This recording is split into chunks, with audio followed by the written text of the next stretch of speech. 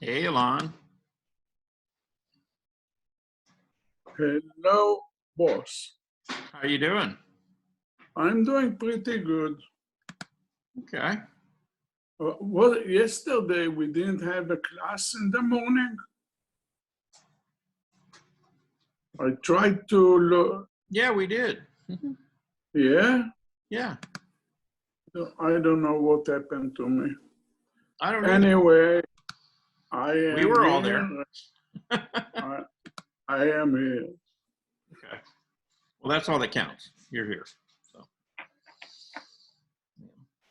Yeah, I spent my morning going out and visiting some new locations for some plein air painting. Are you still wanting? Are you still wanting to sign up for that? I may try. Okay. Well, I have always a problem like to do things on the go. okay. Well, I'll be there. So, I can try to help you out. Okay.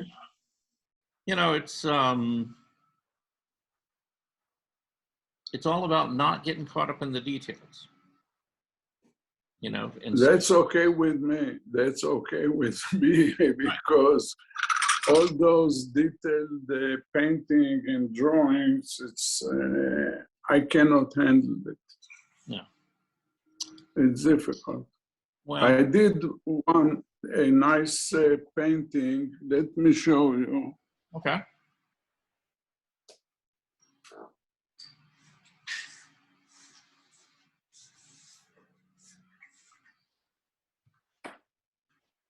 I took some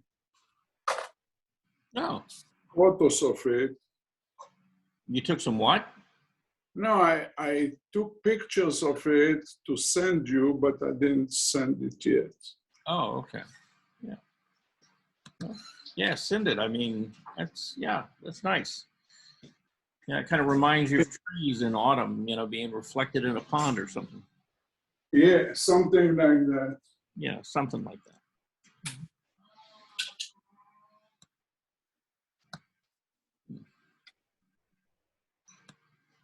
So I'm ready to play and be creative a little bit. Not every time it goes so easy, but I'm okay with it. Hey, yeah, I mean that's a nice, that was a nice piece of work. Yeah, Thank you. I wish you would send it to me so we could share it with everybody. But we can do that on Thursday too. So. Yeah, I'll send it. Yeah. But yeah. But anyway, I was saying, I spent my time out looking at some new locations to do some plein air painting. And I came across a new place that got me kind of curious, and I went out there to go check it out. And it's pretty incredible. It's really nice. It's right there on the Chattahoochee River. It's called the Atlanta Polo Club.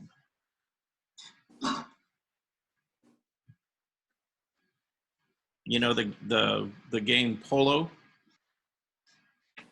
No. No. Where you ride on a horse like a stick and you hit a ball? Yeah. That's Polo. Anyway, they have a facility out right along the river, and they've got a couple of big polo fields and some pastures and stuff out there, and you can actually drive all the way out right to the edge of the river. And well, that's nice.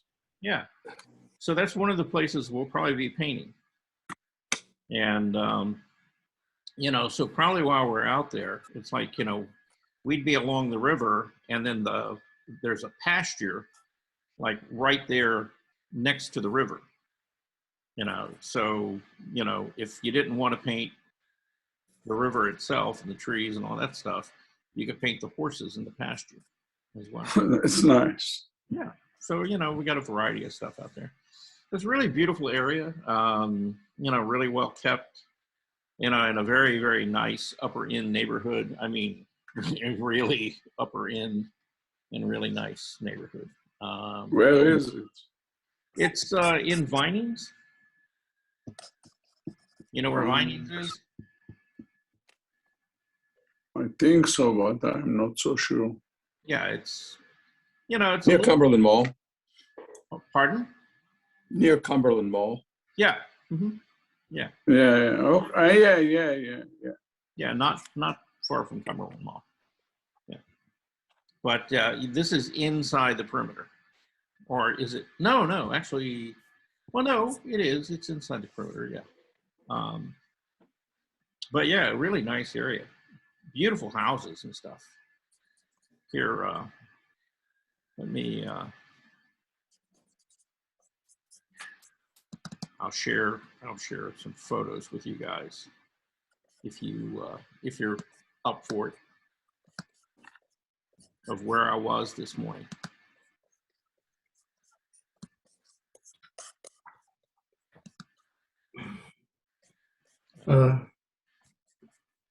So let's see. Where are you? Valley. Yeah. So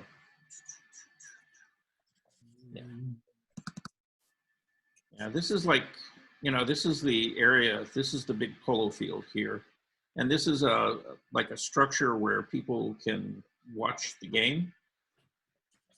And you know, it's interesting. It's really, like I said, it's, you know, nice, really well kept, you know, big open pasture area.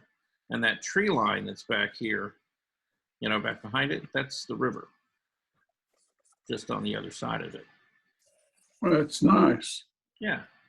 Yeah. I'm coming back. I'll be back. You'll be back? Yes. Okay. Is it anything we said or what? Anyway. Not enough girls. Yeah, as you can see, yeah, the signs there, the Atlanta Polo Center. You know, the guy who kind of manages it, you know, it's real nice. You know, I talked to him about all of this coming out. This is down by the river. Now there's, you know, you'll see it. You see there's a road, there's a little like drive that goes down by the river and then loops back up around the pasture. But, you know, we can get right out here on the grass and either paint the river, or there's horses inside this pasture, you know, various times. So, you know, maybe we'll get lucky and get out there with the horses. And if you don't want to paint the river, you can always paint horses. Or, you know, you could paint both, you know. So, yeah, there's a feed bucket or a water bucket out there for them. But, you know, it's a nice area. Really is. You know, there's a little car, and so over here's the river. This is a little stream or whatever feeding into it, and then this is back around the other side of the pasture area is here, and then the actual playing field is out here, and then there's the stand for people to, you know, watch the game. But you know, nice little area to go out and paint.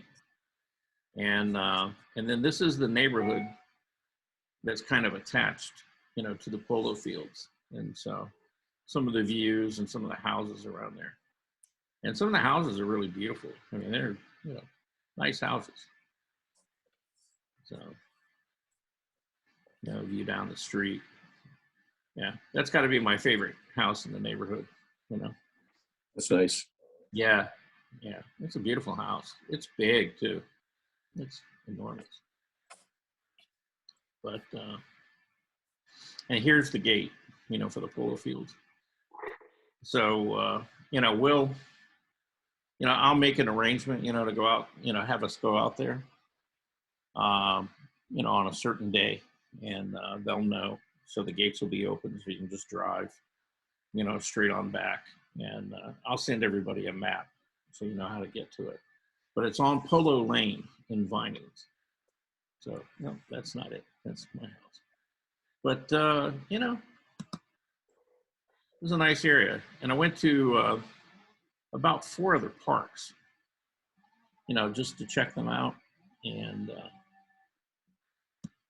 one of them, you know, was the City of Atlanta Park that I had never been in. It's Peachtree Standing is the name of it. Very disappointing.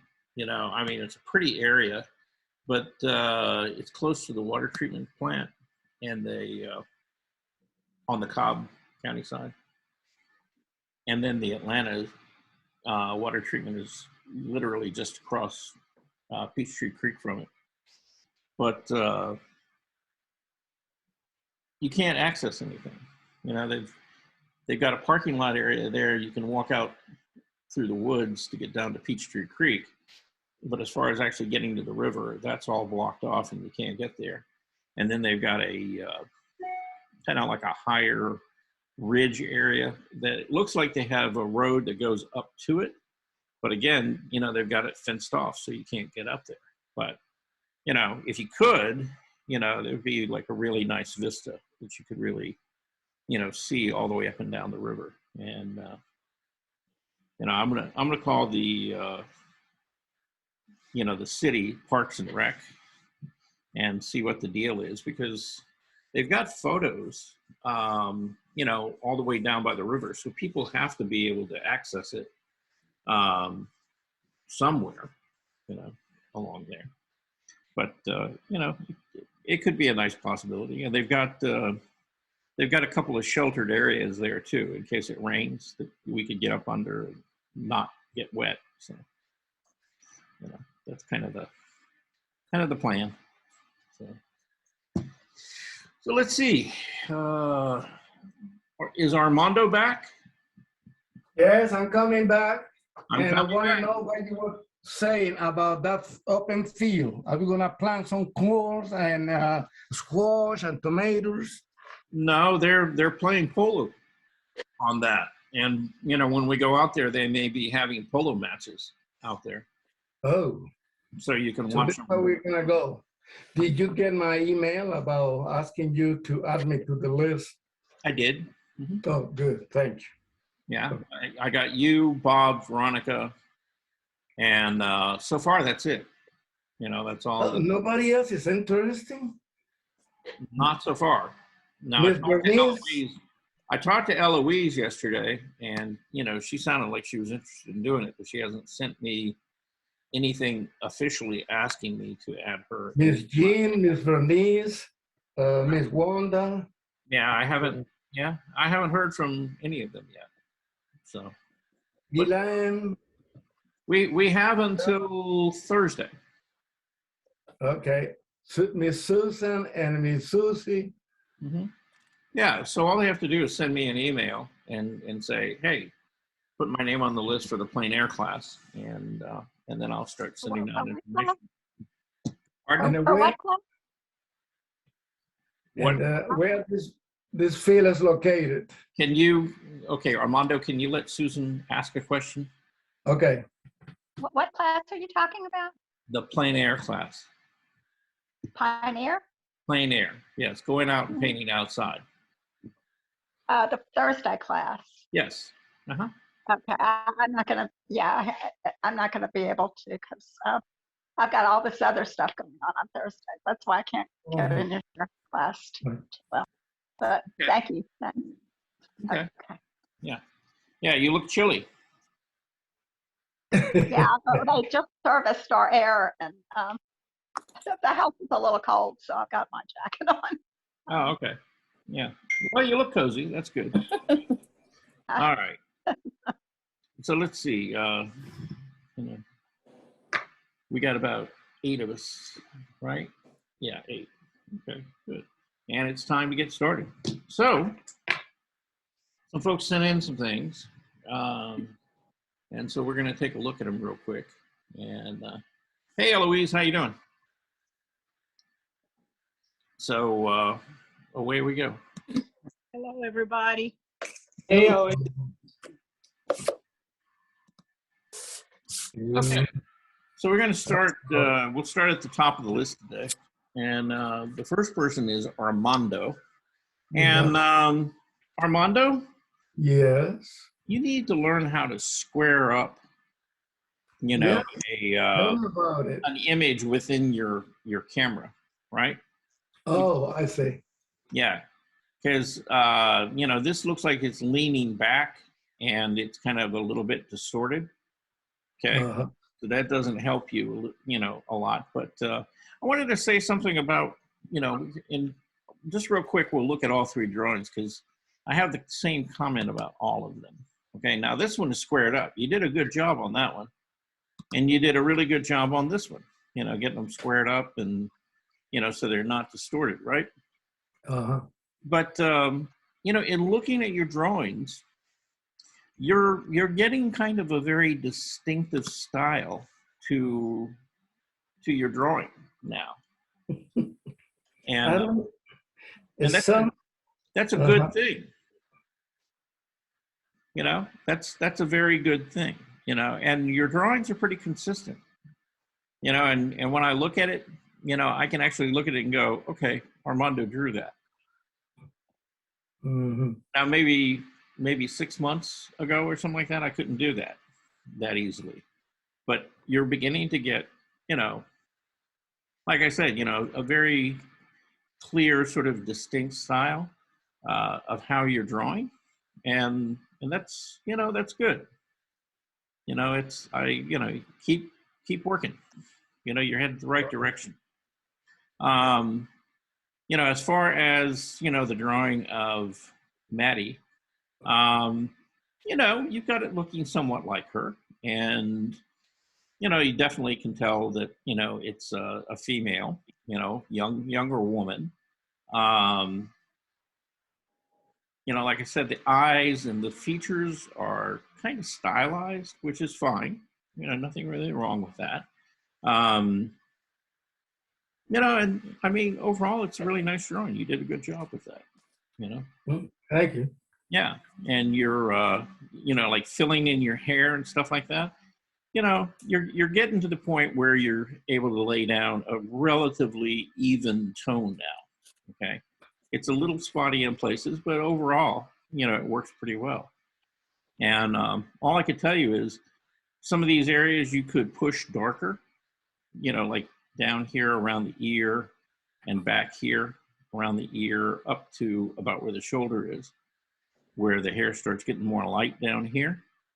You could push the value in here just a little bit darker by going over it maybe another 1 or 2 times, Mhm. and darken down the value, because you can definitely get the value dark with the tools that you're using, because in looking at the eyes and the eyebrows and things, they're quite a bit darker in value than the hair.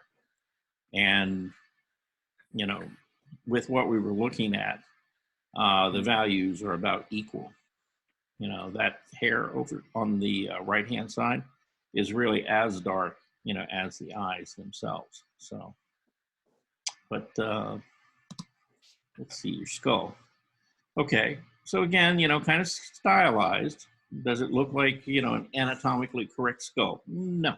Okay, but you can tell it's a skull. And again, you know, the way you're using the tool, you know, as far as laying down tones and things like that, again, are getting much softer, and you're getting more control over that stuff. You're not putting like a hard outline all the way around it, flattening it totally out. So that's good. So yeah, again, you know, showing a lot of improvement right there. Same thing with this guy. You know, you're beginning to see values. Again, you know, now this one's a little more outlined than the others. Um, you know, but overall, you know, I mean, it still works, you know, pretty well. You could have, you know, pushed one side darker, one side lighter, um, you know, to kind of enhance that effect that it's three-dimensional a little bit more than you did. But, you know, overall, that's fine. You know, you got the idea of the shoulders, the neck, and the skull, and how they all connect, and how the ribs, you know, kind of form and kind of a circle right there at the neck, you know, between the sternum, the clavicle, and the ribs themselves, the first two ribs. So again, you know, good work, you know. Thank you. those are some of the nicer drawings you've done so far. Mhm. Okay. Here's what I did. You know, I just put them all three on one page. So, and I'm using that gray paper with a white Prismacolor and a sepia. Somehow, I mistakenly picked up a purple, you know, and evidently I was drawing in the dark, and I didn't see the difference until it was too late. But you know, I got some purple in this skull right there that I didn't mean to put in there, but doesn't hurt anything. Still value. So, let's see. So then we have Eloise, and she sent in her drawings. And so there's the drawing of Maddie. And so Eloise, can you hear me? Yes, I can hear you. All right. Okay. So, you know, the thing about this drawing is you've got the proportions and things to her face. You could have pushed the value a little more on it, particularly in the darks, you know, in the hair, and kind of filled it in a little more, you know, evenly and solidly than you did. You know, and softened some of these values in here on her face by rubbing those back just a little bit. And you would have got her looking a little bit younger and had a little more contrast in the drawing.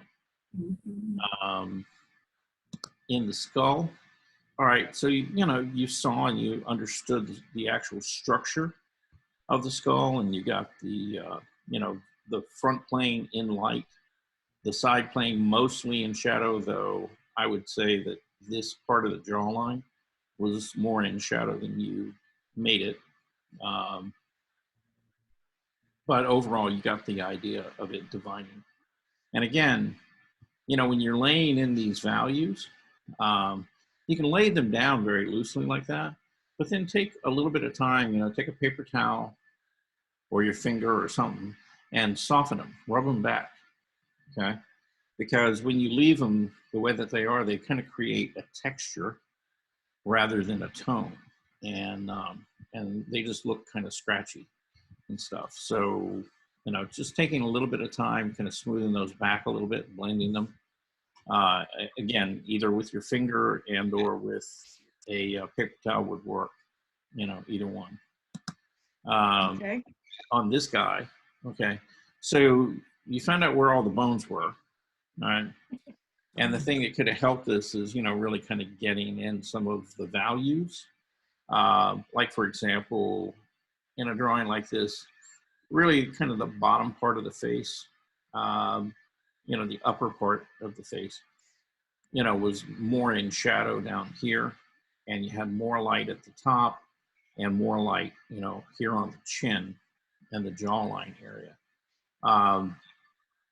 But then the actual vertebra that's set up under the skull, a lot of these were all in shadow. And see, you could have separated out the sternum and the clavicle from the vertebra by just adding an overall tone to it, and that would have pushed it back.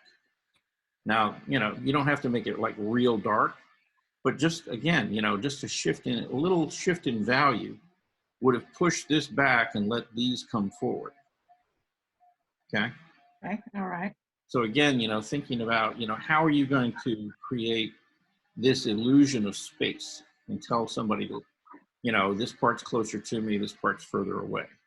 And, you know, changing those values or, you know, delineating the values, you know, could, you know, help a lot in doing that.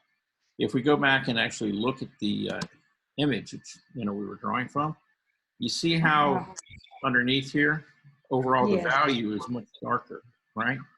Than in the other. Right. And the same thing with the back side of the rib cage and the shoulder blades. Those are all a darker value. And again, it would have put them behind the ribs and the cartilage and everything to the front, you know, by just shifting the values a little bit. Okay. Okay. Thank you. Yeah. John, Mr. Yep. John Gigliotti. I'm here. Okay, so here's John's drawing now. You know, you didn't finish. No, that's as far as I got, right? Yeah, that's as far as you got. And I sent you, did I send you the images? Yes, you did. I got it, right. Okay, all right. And I was going to work on finishing this, but as I looked at this, I've seen things I did wrong. I don't have the head tilted back, and I think my proportions are a little off. Yeah. Yeah, on her, you've got her face a little more narrow than, Right, yeah, she's a little bit rounder, you know. right. You know, so you'd have to push her jawline out a little bit and or narrow her neck down, but it's mainly push her jawline out. Yeah, Because when you really compare like the overall height from the chin to the hairline, mm-hmm. it was almost equal to, you know, the width from ear, you know, from the outside of the ear to the outside of the ear. Right. On her. And when you sent the picture, and then I looked back at this, and I saw that my proportions were off. Mm-hmm. I didn't want to go ahead and complete this, so Yeah. I'm working on the project right now, but I'll probably go back and do a new one. Okay. Yeah. Or, you know, if you have an eraser, you know, you can just widen out the jawline on it a little bit. Yeah, true. That might work. Yeah. Yeah, that's probably easier than starting all over again. True. I mean, yeah, I mean, you could. Because I wouldn't get the neck. I concentrated on the neck. Mm-hmm. Yeah. Yeah. Yeah. And that's, you know, here, let's go ahead, actually look at the image. And the thing with her and most women, when you look at them, you know, women's necks are very different than men's. Okay. And I don't know if you ever thought about it, but a woman's neck is wider at the top where it meets the jaw, and it narrows as it goes inside the shoulder. On a man, it's exactly the opposite. You know, the narrowest part is up here by the jawline, and it gets wider as it moves to the shoulder. And so, again, you know, they have very different looks to it. But you see, you know, her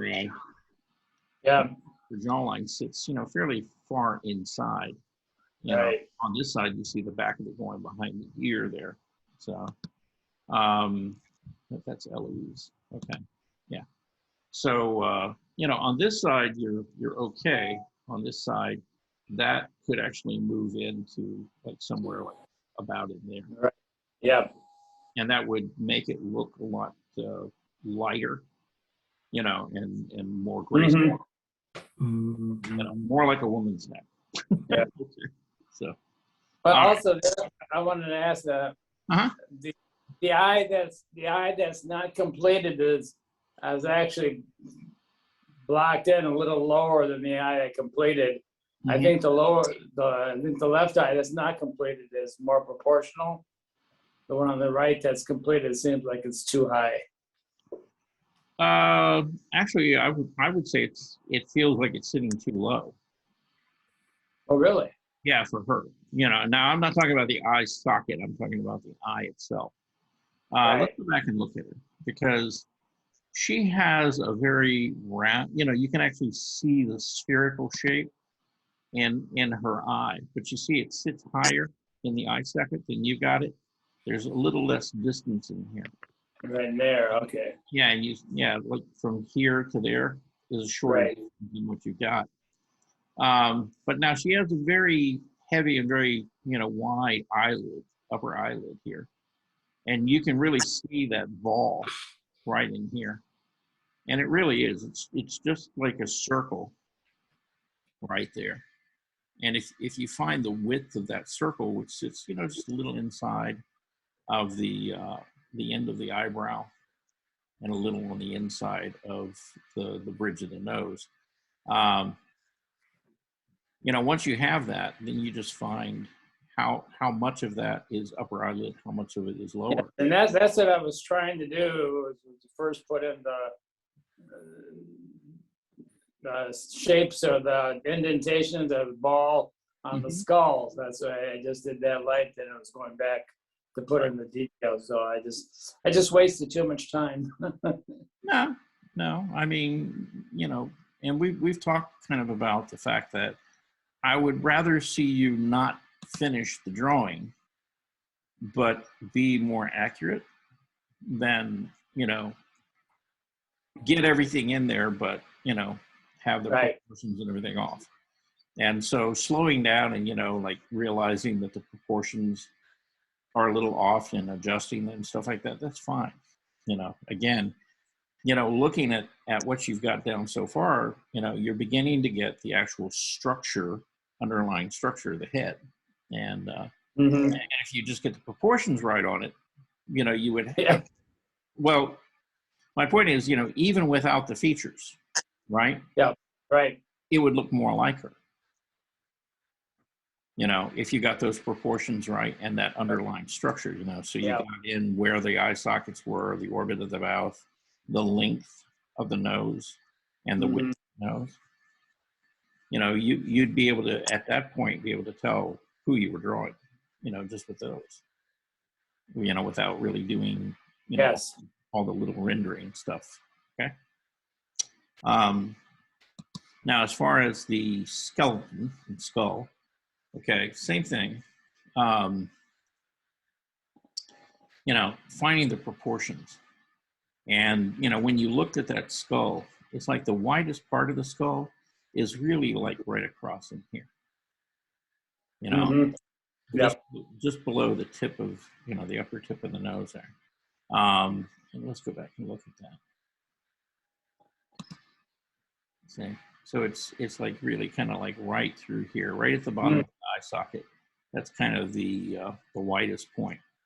And then from there, it tapers and rounds just a little bit as it moves up, but not by much. You know, it's almost straight up and down, but not quite. And then the you know, the jawline sits inside just a little, and there's not really a lot of angle to it. You know, there's very slight. You know, so it's almost like a rectangle, and it doesn't really vary that much. And on yours, you know, you've got it narrowed way down to the chin, so you can you know, you could fill that out a little bit wider, and then same thing here, you know, straighten that out and just, you know, bring, these are already outward, but I'm thinking that they're a little too narrow. You just need to be a little bit wider. Okay. Okay. And then you again, the proportions. Let me ask you this. Do you, while you're drawing or before you actually start making marks, do you ever take the time to take a pencil or a brush or something like that and measure and compare things? Like, yes, you may not believe it, but I do. And I put in guide marks for length and size, and again, make sure it fits on the page in the right proportions. So I believe it or not, I do that, but the end result doesn't show that I do. Yeah. Well, you know, hey, that's why you're practicing. Yeah. And you're keeping on drawing. You know, it will get better over time. You know, your proportions and everything else will, you know, will get better. The more you draw, you know, the more you'll see those little subtle changes. Okay. Yes. Thank you. Yeah. Let's see. Is Jean here? Okay. No. She sent this in. This was her updated version of her abstract flower painting. And so she beefed up the yellow, made these shapes a little more solid. And, you know, personally, I like it a lot better, you know, this way. You know, these all seem to kind of come forward. And then a lot of this stuff back in here, you know, begins to push back and sit back pretty nicely. Anybody got any thoughts about any of this after looking at what she had originally? I like it. Yeah, I do. Basically, I like the boldness of the colors now more. yeah. I like being able to see that yellow and that pink, you know, really clearly. You know, before it was kind of like, you know, are they really supposed to be there? You know, but now, yeah, it's a lot more definite statement.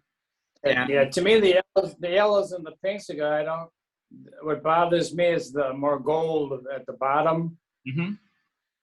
It seems that they seem almost too intense or out of character with the rest of it.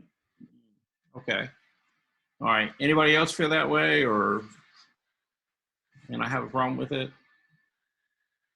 I have a comment about it. I can see the flowers better in this one than I could before. I mean, Yeah. it was like an illusion of flowers before. Now it looks like flowers. Yeah.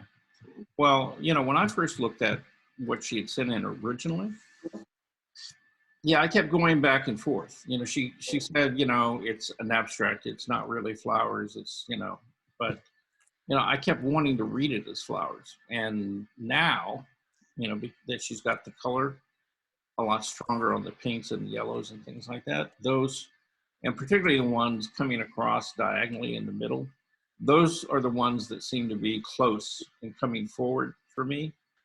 And the ones above it seem to be sinking back, and the ones below it, you know, in that darker yellow, or call it gold or whatever, seem to be sinking back as well. So to me, you know, she's got more depth, you know, and more space in this than she had in her original.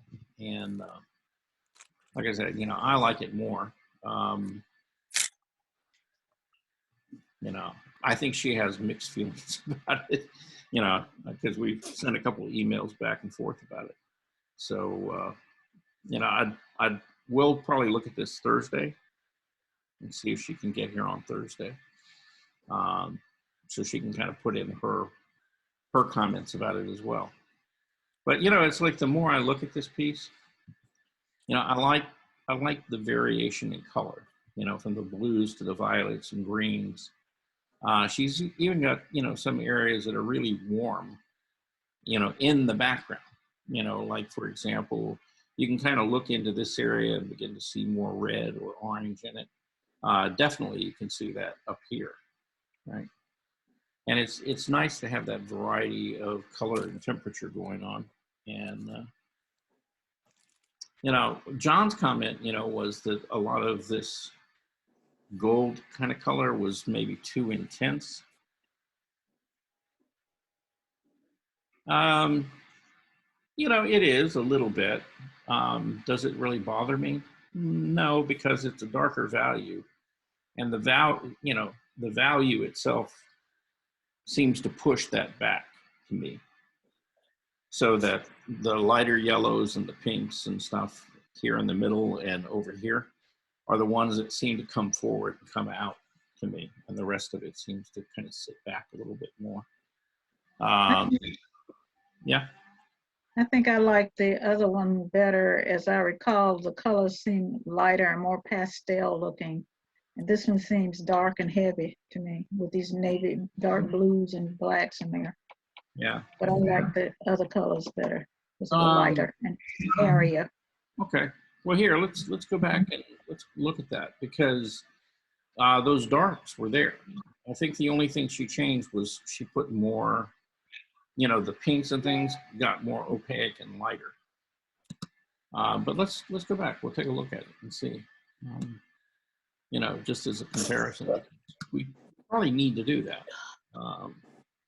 And that way we can really look at what she sent in.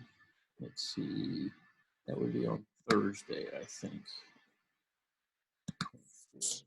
Yeah. Nope, that's her city.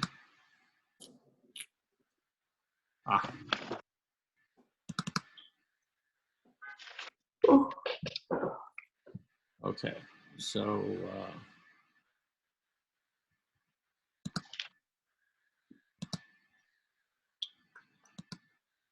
all right, so let's share. And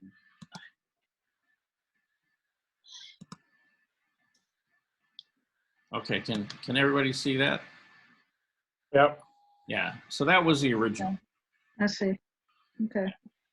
So yeah, to me, I mean, this seems in some ways darker. than the other piece. But see, that doesn't have that gold so intense at the bottom. I think that Right. the intensity of the color and the contrast throws off the rest of it to me. Okay. All right. Let's go back and look at the new version.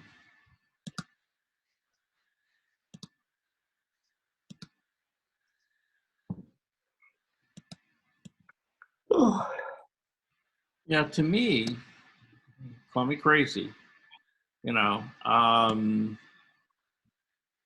this one feels, you know, overall lighter to me. You know, even the greens and things like that seem to be a little bit maybe more intense and a little bit lighter in value. And again, you know, it may be that, you know, where and when, you know, she took a picture of it could shift it a little bit. So it's hard to say, but yeah, I don't know. Yeah, I still like it better this way. It's, you know, I can see those shapes, and again, to me, it feels like there's some depth in it, where before it didn't feel like there was a lot of depth in it. Again, that's just me. Anybody got any comments before we move on?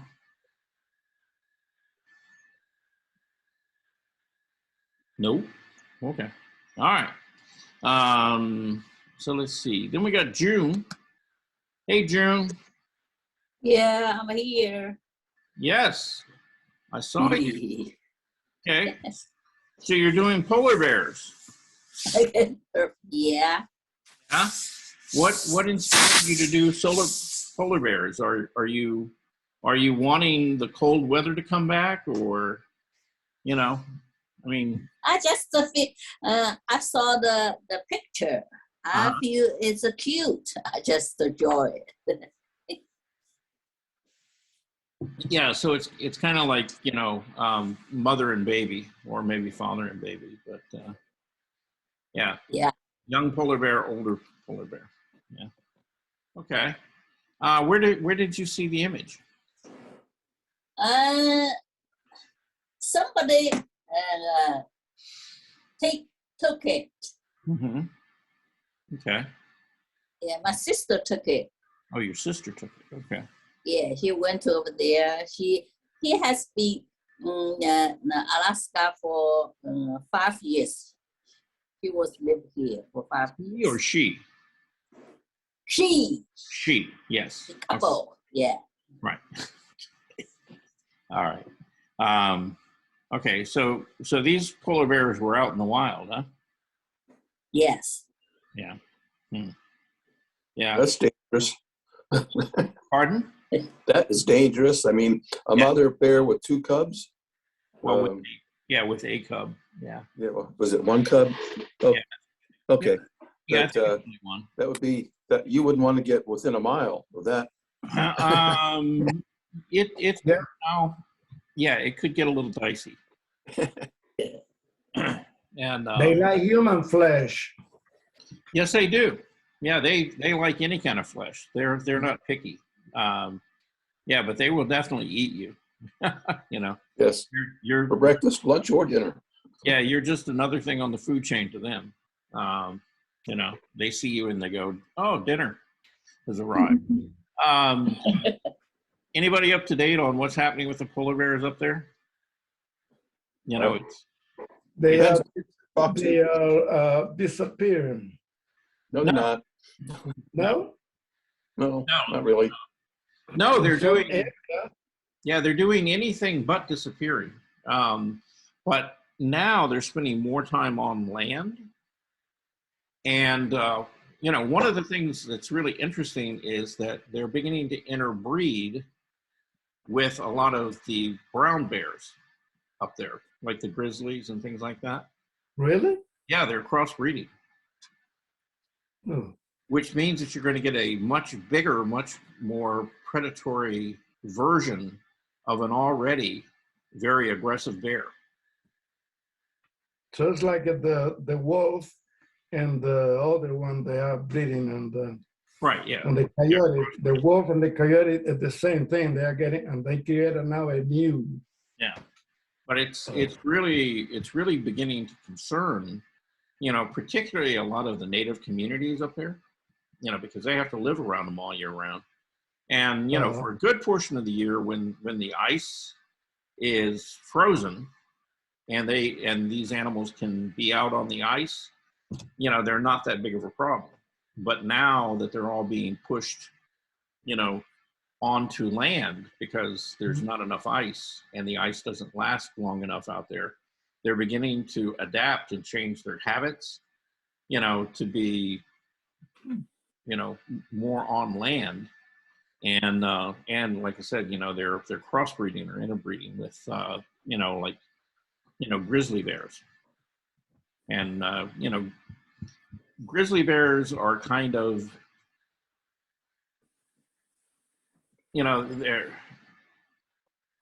there's a need to have them there, but it's not a good idea to have them and people in close proximity.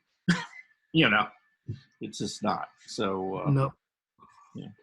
So it's kind of an interesting thing going on up there, but there's your environmental update, just in case you wanted one.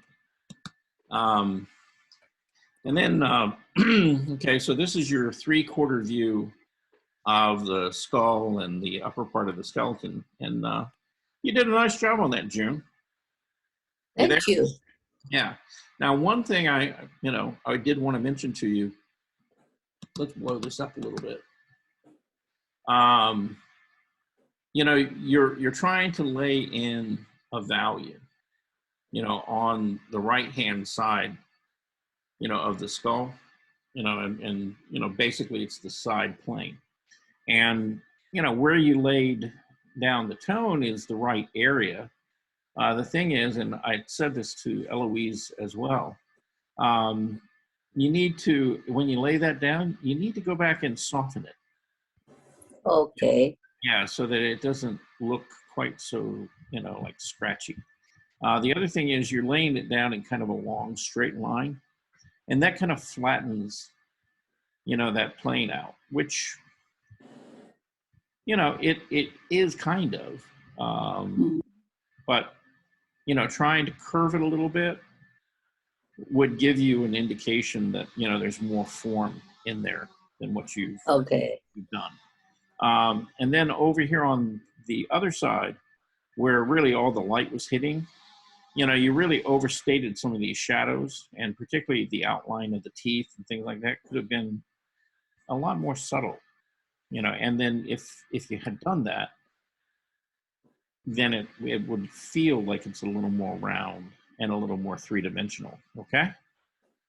Okay. So watch the type of lines that you use in the values, as well as soften some of the, when you do put in a value, soften some of that back a little bit so that it doesn't compete with the line work that you've got down, okay? Okay.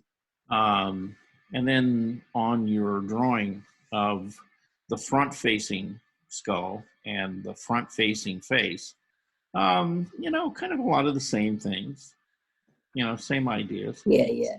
Okay. So, the main thing is, just soften it back a little bit. Now, here, like in the rib cage, for example, and the shoulder blades and things going back, when you looked at that, you saw that all of this was a slightly darker value back here, and you put it in, and it really helped, bring that rib forward, didn't it? Mm-hmm. So, the ribs read kind of like they're, coming forward or sitting on top of, whatever's back here in the background, right? And so in that sense, that worked pretty well. And you got it to push and pull, some space there for you, within the rib cage itself. On the skull, again, you went a little bit heavy on the shadows, and so softening some of that back would help a little bit, okay? Okay. Yeah, now on her face, let's just look at her face for a minute. Okay, something jumped forward. There we go. All right. So, come back here. All right. So, you got the overall shape of her face, which is kind of rounded. You've got it a little bit, taller in proportion, than she is. You've elongated it a little bit. So again, We're not seeing the share, Charles. Oh, we're not? Oh. Yep, and I'm just rambling on. There we go.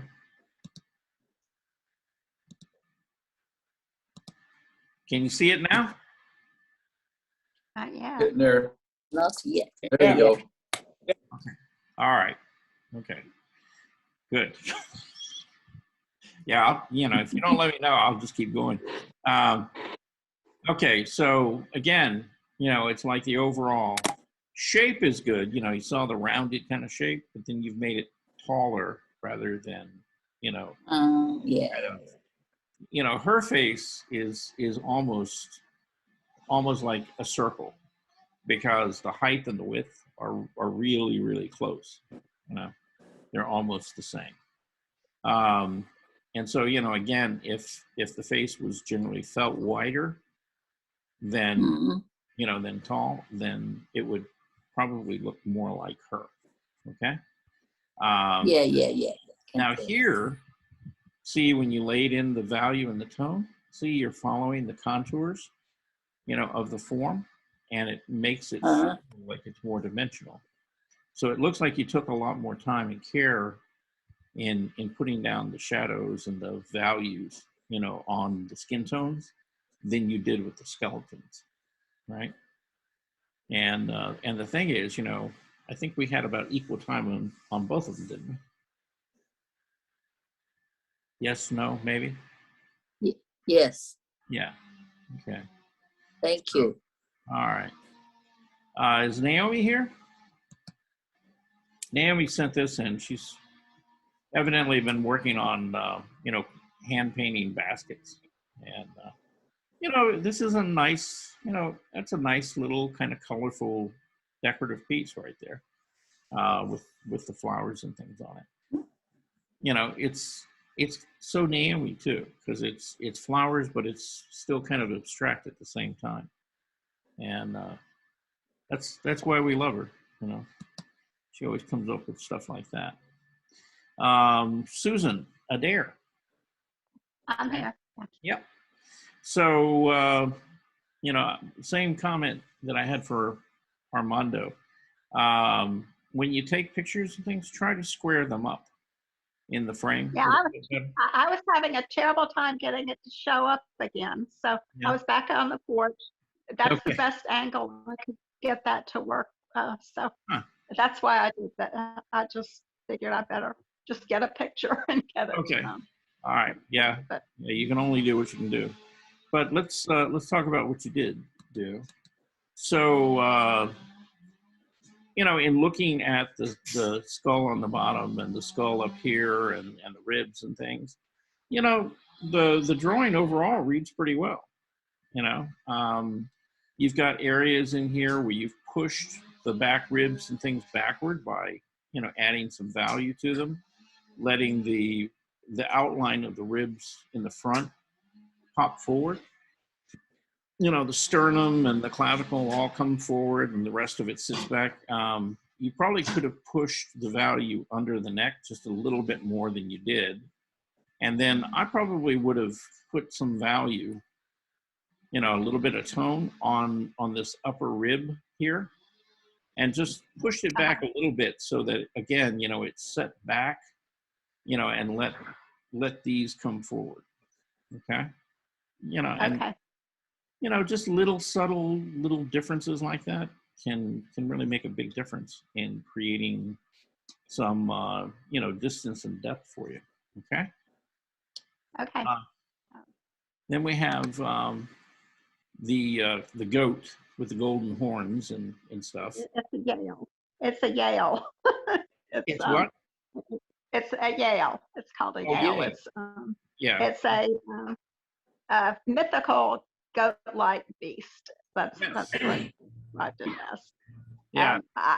This is my project that I've been working on, and that this is part of it. This is like a symbol of Yale, and so it's I've kind of got the story of it, but I don't know if you want the whole story. Sure. But, please tell us the whole story of it. Okay, it's the favorite symbol of Lady Margaret Bulett, and she was the mother of King Henry VII back in the 15th century. So then it was also, let's see, 15. She was the a benefactor, and it was of the Christ College and St. John's College at the University of Cambridge, and it was a sculptural decoration on the gates at those colleges. And it was historically used in European heraldry. The name was derived from the Hebrew word Yael, meaning ibex. But the symbol, it was a symbol used as a marker of higher education, a tradition continued at the Yale University to this day. So Yale uses this as a symbol of their college. So it's kind of a interesting little story, but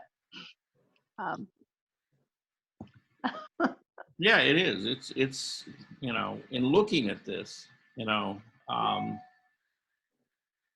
if you follow mythology and stuff like that, you have Jason and the Argonauts, and you have the ram with the golden fleece and the golden horns, and then later on, the symbol of the goat, again with golden horns, and this one has fangs, by the way. It was kind of related to witchcraft and things like that. So it's interesting that Yale would use that as a symbol. Yeah. So, okay. Okay. So now this, that's kind of a standalone image, and then you've got, well, there's your figure. But let's talk about these. Okay. Yeah. This is my projecting to get to the final drawing, which I also sent you. I see it further down. Yeah. But it was just my trying things out to see if I could do them. And some of them I was happy with, some of them I was not. I was pretty happy, I guess, with the final drawing. It was, I thought I was able to get the size pretty much on both sides, even, which I have trouble with if there's two sides that are symmetrical. And getting sometimes I don't always get them I don't get them even enough, but I felt like that was probably as even as I could get this. But okay. All right. Anytime that I have to do an image that kind of mirrors right and left like that, a lot of times what I'll do is I'll take a piece of like tracing paper or vellum, and I'll fold it in half, right, down the middle. Okay. And then I'll draw one side of it, and then I'll flip it over and I'll trace that. And then I'll open it up. And that way I know that I have everything symmetrical left and right.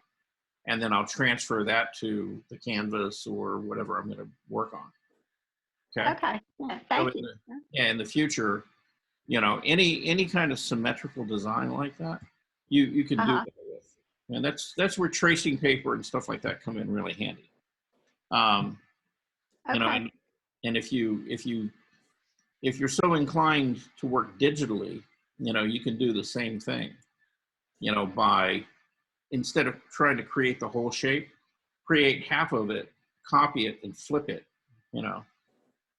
so that, and put them together, so again, they're perfectly symmetrical that way. Okay.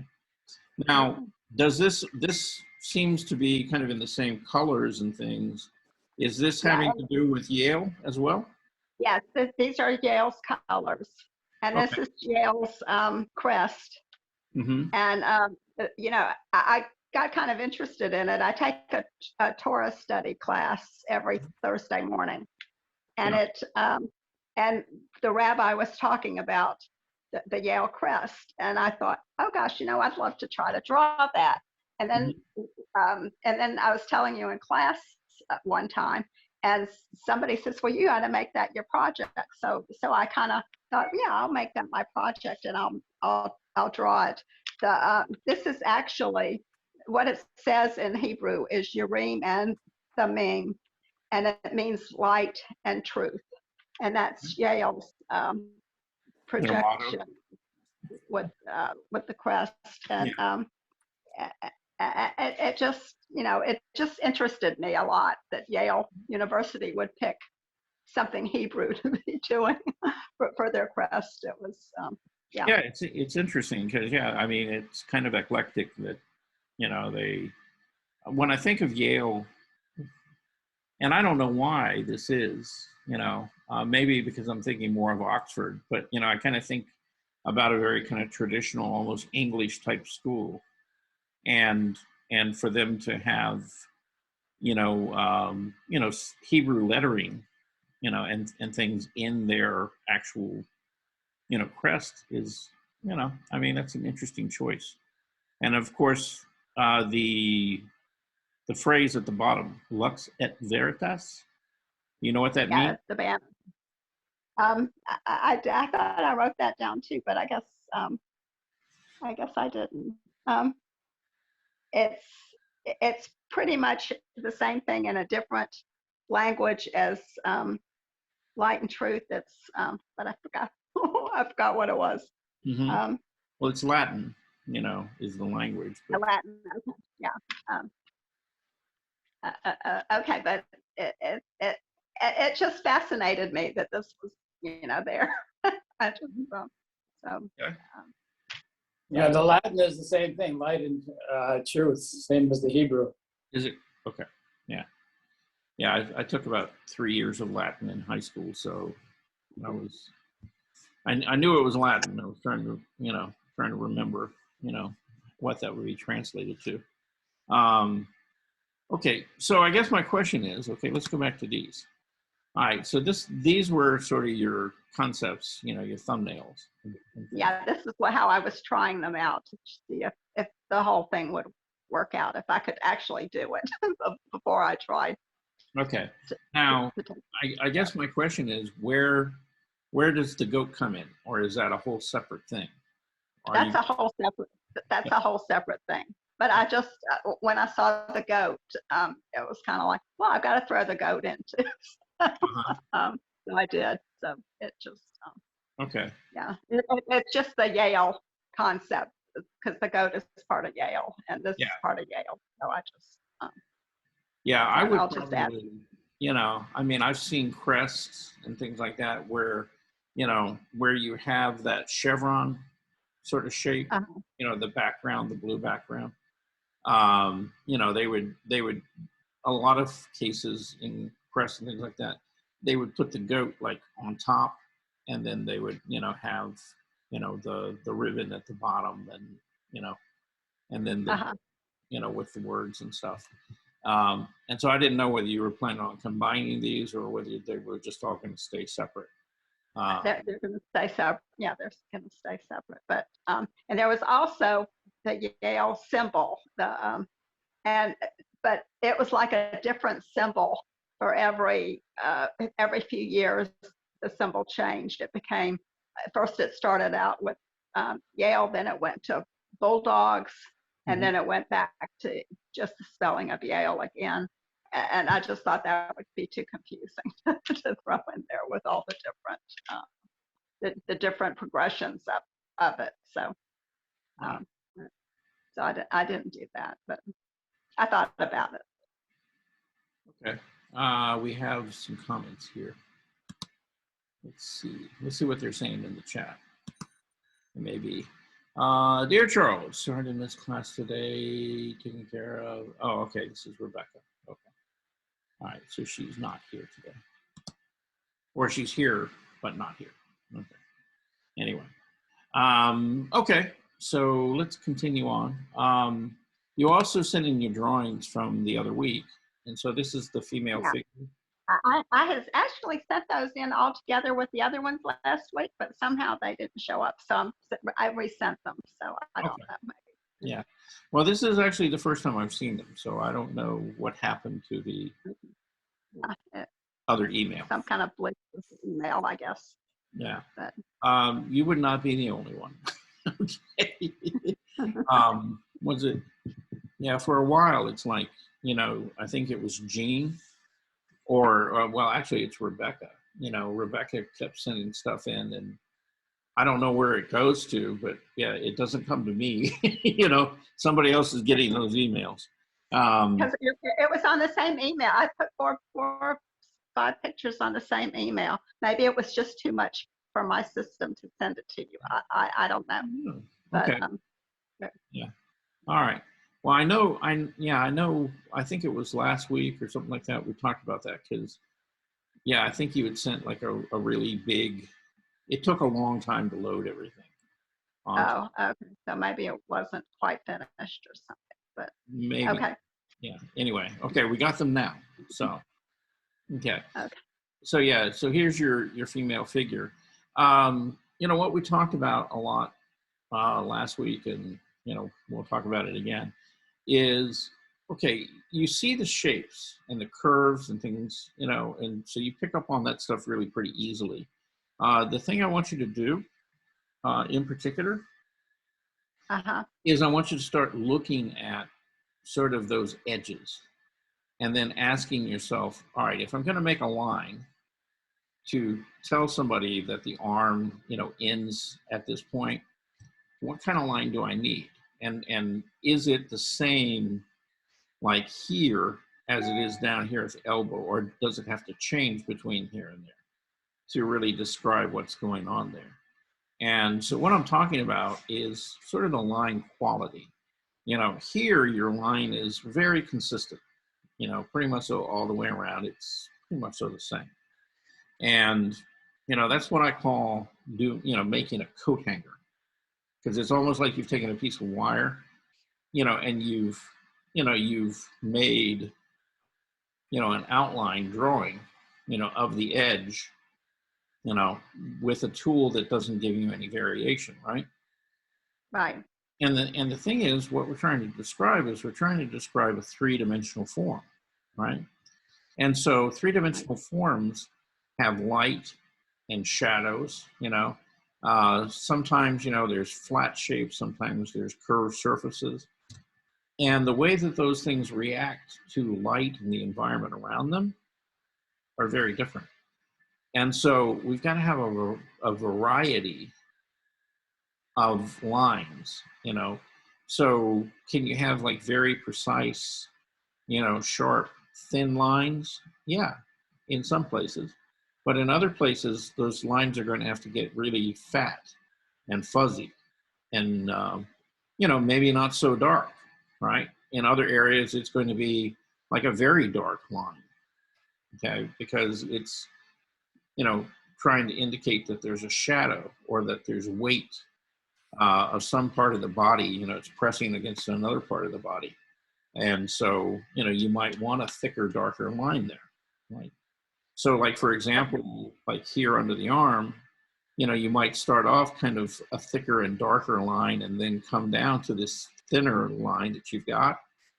And then the line going out to the wrist, again, can be thicker, maybe not as dark, right? But probably thicker and softer. And then you can, you know, keep this line on the other side of the arm sharp the way you have it. And what that would kind of tell you is that the light was hitting, you know, this part of the arm, and this part of the arm right here was in shadow without even adding a shadow. See, it tells you kind of what's attached to it, all right? So that when you, and see, a lot of artists use that so that rather than drawing all the tones and trying to render something, you know, they may not have time because they're you know, the model is moving, or, you know, every 2 or 3 minutes. So they'll vary their line so that later on they can come back and they go, okay, so there was a shadow attached to that side of the arm, and they can actually put it in, see? You know, from their memory, because it, you know, they've made a mental note. That side was in shadow, that side's in light, right? And the way that they drew it tells them that as well. See, so it translates. And so that's what I'm trying to get all of you to do, is think more, not just about the shape and the proportion, but also what type of line, you know, am I going to use to express what I'm seeing, you know, here. So. Okay, Charles, I'm going to ask your opinion because I was rushing to get this down. So maybe I shouldn't rush so much. Maybe I should take more time and just, even if I don't finish it, at least get the shadowing correctly of what I get done. Is that? Well, it's not even adding in the shadows. See, again, you know, it's that, how am I going to change the line to tell myself that there was a shadow there? Okay. And so, yeah, you may not get the whole drawing done. Okay, you may only get the arm and, you know, out to the hand. But if you got the arm out to the hand and all those, that line varied and told you what was going on, that would be better than drawing the whole thing and having one kind of line. Okay. All right. That's good. That's good to know. Okay. Thank you. Yeah. So yeah, I'm not pushing you to get everything done. It's draw, really look at it, think, you know, be more accurate about the way you're drawing it. Okay. And even, you know, even if you don't add in the shading, you know, at least you can tell, oh, okay, you know, that part of the arm was pressed up against something because it's a very dark, you know, heavy line, and it looks like there's some kind of weight or pressure against something. Where on the other side, I can barely see the line, so there must have been a lot of light hitting that side of the arm.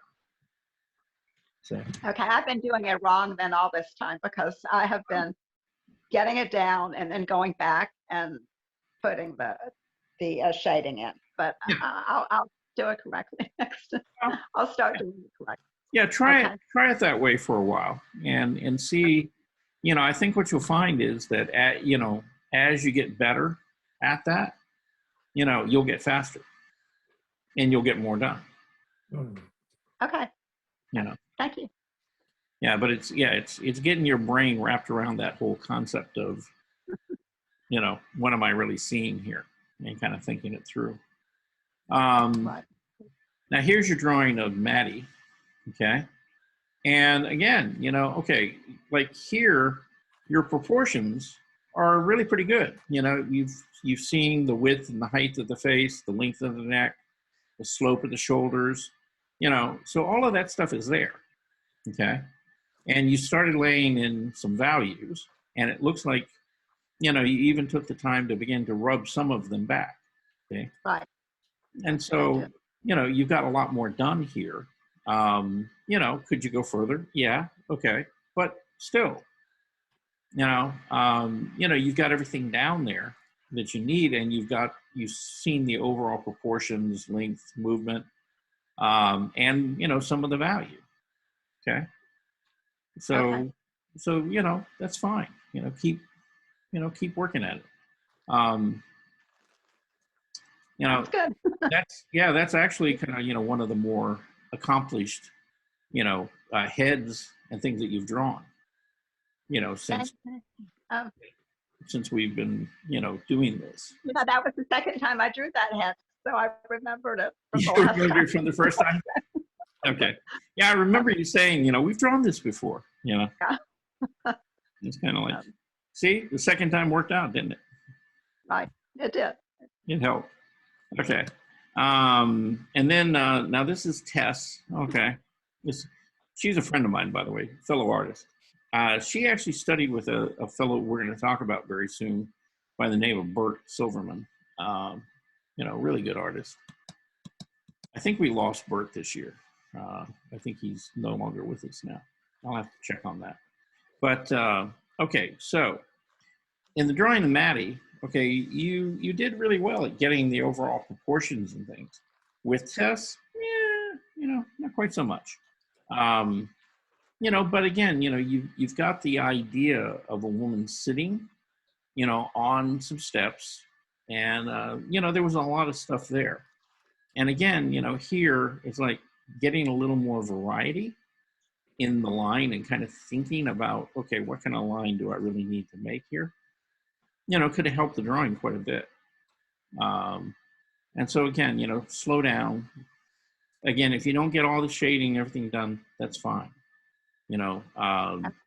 Think about the proportions, any angles, movement, and, try to get, that line to be a little bit expressive for you so that, again, it gives you more information later on, or if you don't ever get back to it, and add the shading, whoever is looking at it can kind of speculate, as to what was really going on there. Okay. Okay. Thank you, Charles. That's Yeah. very enlightening. I've learned a lot today. Okay. All right. All right. So I think that's it. I think that's all I got. Okay. Anybody got anything we need to cover? Okay. Come on. Don't be shy. Are you gonna give us well, yeah, you will, the address of that place where we're gonna meet outside? Yes, I'm actually, for anybody who signs up, I'm going to send them a schedule of all the places that we're meeting up and the dates. And each week or every couple of weeks, I'll be sending out directions, to each of those places so that you know how to get there.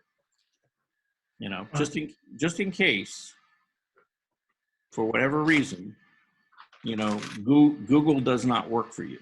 Okay. So I will try to be very specific about where we're meeting, and that way you won't have any trouble, finding me out there in the world.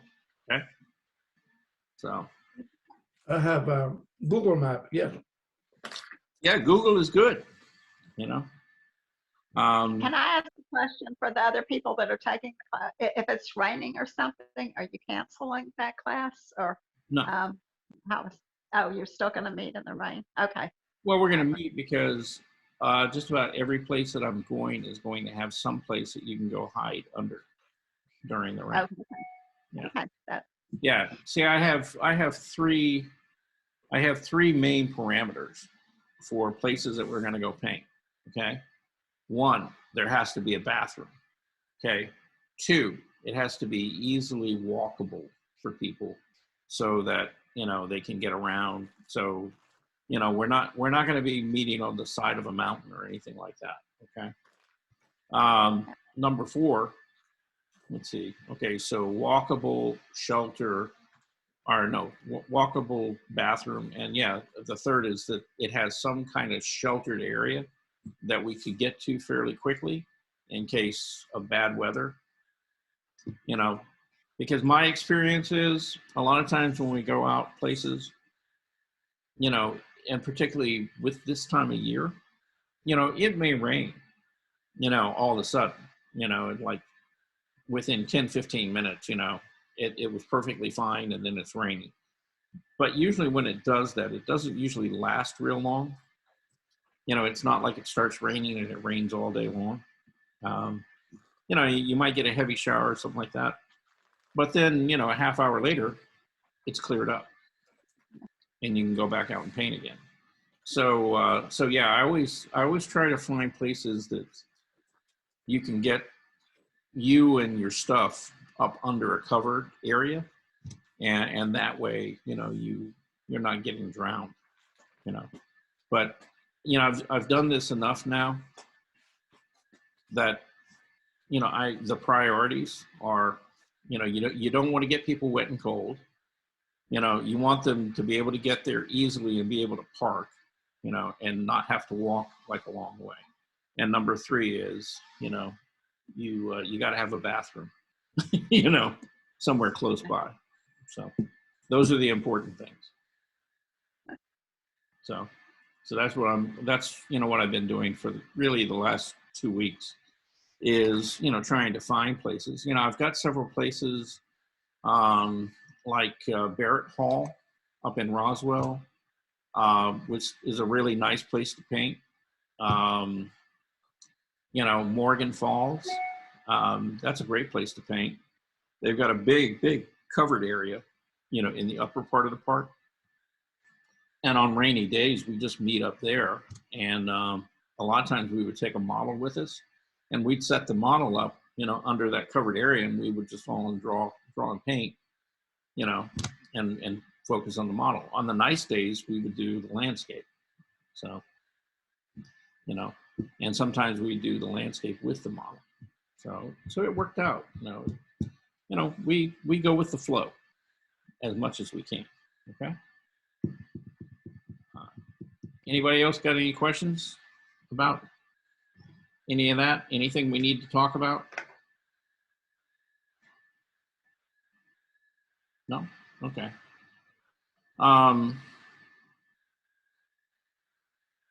Okay. One thing I do want to mention to you, okay? At the end of this week, April 1st, okay? We are out of classes, okay?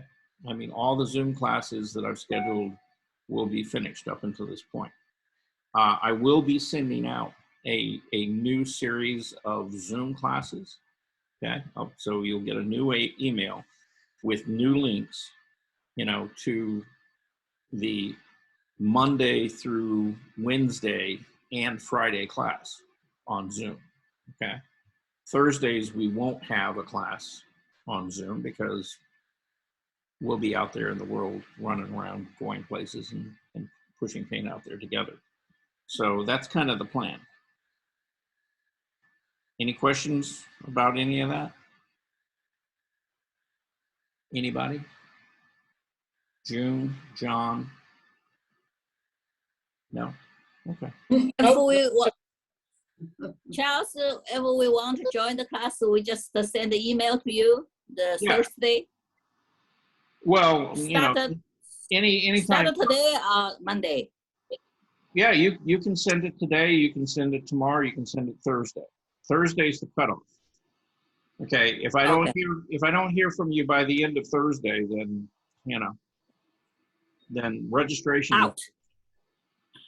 Okay. Okay. Okay, I got it. Yeah. Thank you. And it doesn't have to be elaborate. Just send me an email. Say, yeah, I'd like to participate. Okay. And I'll put you on. Thank you. Okay. All right. All right, folks. Okay, everybody, have a good one. Yep. Take care. Bye-bye. I guess it's margarita time early, right? Sounds good to me. Bye-bye, everyone. Bye, everybody. Thank you. All right.